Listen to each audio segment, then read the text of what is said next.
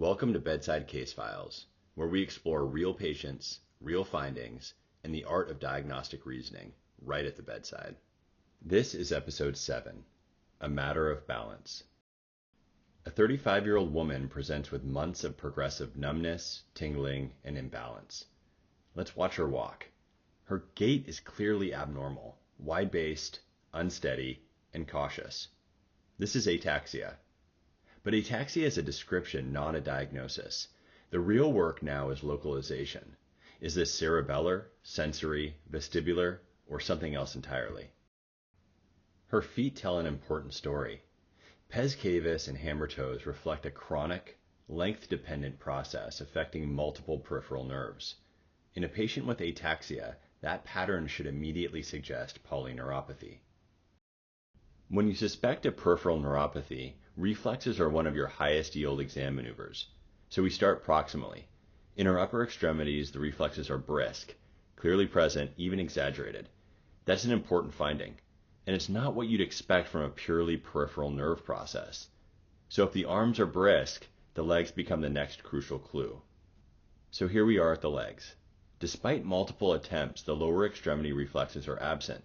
This is the classic length-dependent pattern of a peripheral neuropathy, the longest nerves affected first. But remember, the arms were brisk.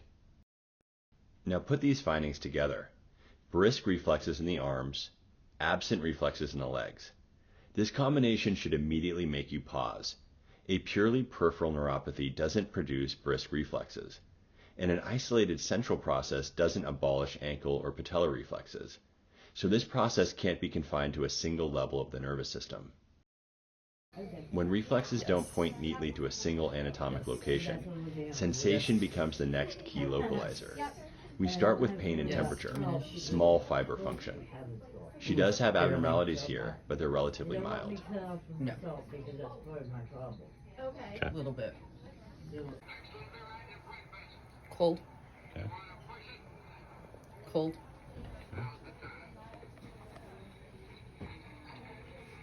Cold. Cold. Cold.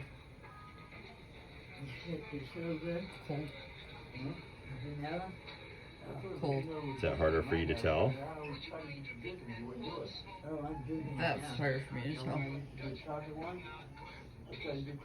Hard, but I can still tell it's cold. Now compare that to vibration and proprioception. Vibration. These are large fiber modalities carried in the dorsal columns. Vibration. And here, the deficits are striking. Nothing. Vibration. Nothing. Nothing. Absolutely nothing.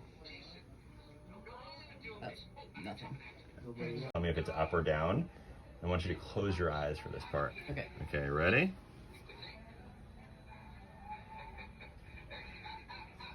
Are you moving it? Okay.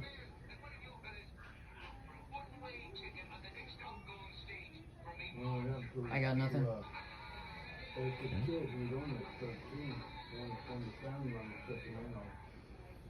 Okay, can't tell. How about this I side? can't even feel that you're touching my toe. Okay, how about this side? Down, maybe? The sensory findings reinforce what the reflexes already suggested.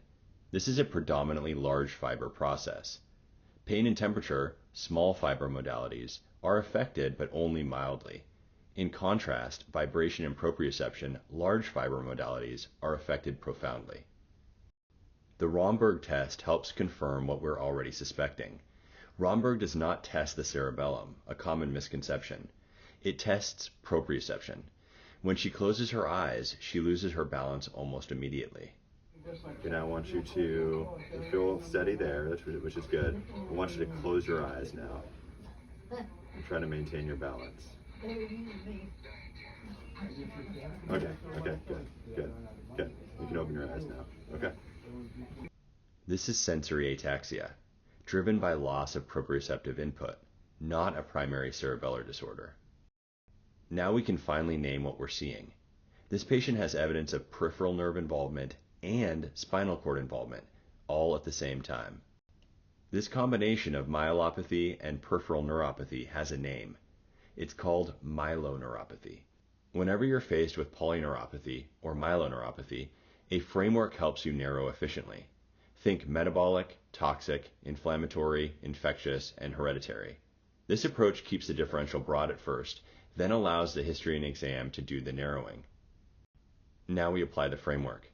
This condition was acquired later in life, which makes hereditary causes unlikely. There are no infectious features and no inflammatory red flags. No acute course, no systemic symptoms, no weakness pattern to suggest demyelination. That leaves us focusing on metabolic and toxic etiologies. If this is metabolic, the next question is straightforward. What lab should we check? At this point, the exam has already told us which labs we need.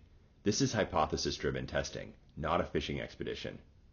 Large fiber predominant neuropathy dramatically narrows the differential. When vibration and proprioception are affected out of proportion to pain and temperature, the exam is pointing you toward nutritional and metabolic causes first. And that's exactly what we find. This patient's vitamin B12 level is low, and in the context of her exam, this result unifies everything we've seen. Her copper level is low also, another well-known cause of myeloneuropathy that can closely mimic vitamin B12 deficiency. Additional history fills in the final piece. This patient has a history of chronic heavy alcohol use and poor nutrition, well-established risk factors for multiple micronutrient deficiencies. Chronic heavy alcohol use and poor nutrition don't usually cause myeloneuropathy directly, but they create the conditions for it through nutritional deficiency. So as for the final diagnosis, the pattern of dorsal column and corticospinal tract dysfunction is known as subacute combined degeneration, most commonly due to vitamin B12 deficiency, and in this case, likely compounded by copper deficiency. When you step back and look at all the findings together, the story becomes clear. The gait told us there was ataxia. The feet told us there was a chronic process. The reflexes told us this process wasn't confined to a single part of the nervous system.